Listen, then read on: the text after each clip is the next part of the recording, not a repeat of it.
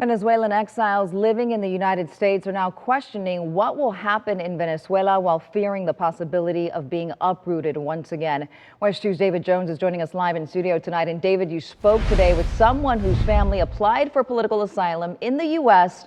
after Maduro took office. Luana, that's correct. Then, when temporary protected status, or TPS, became available, they opted for that in case the asylum case was denied. They still have not heard anything on asylum, and the Trump administration stripped TPS from the more than 600,000 Venezuelan exiles living in the United States who had TPS. So he says all this news about Maduro feels like a double-edged sword.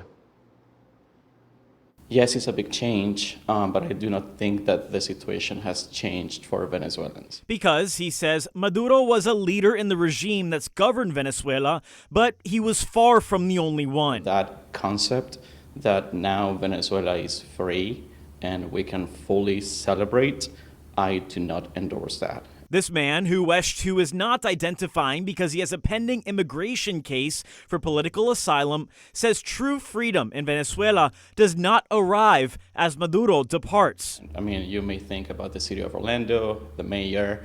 If something were to happen to the mayor, does that mean the city government is going to stop running? No, there is an apparatus that's there. Like new acting president of Venezuela, Delcy Rodriguez, who started in the government under Hugo Chavez and has been sanctioned by the United States, Canada, and the European Union. Secretary of State Marco Rubio suggested the U.S. would give Maduro's subordinates time to govern. I have celebrated, and my family has celebrated, and hundreds of thousands of people, I'm sure they have also celebrated.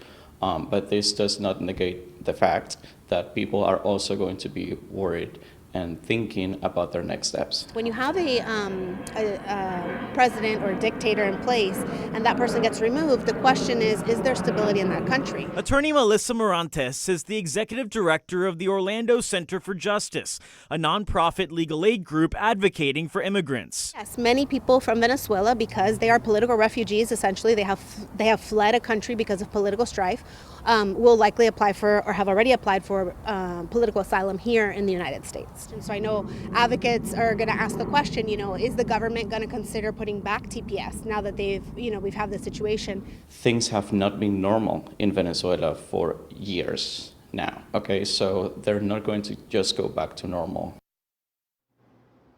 He says there's a lot of uncertainty there, and that while he's happy to see Maduro facing justice, he fears his removal while leaving the rest of the apparatus in place will only create more instability in Venezuela. Luana?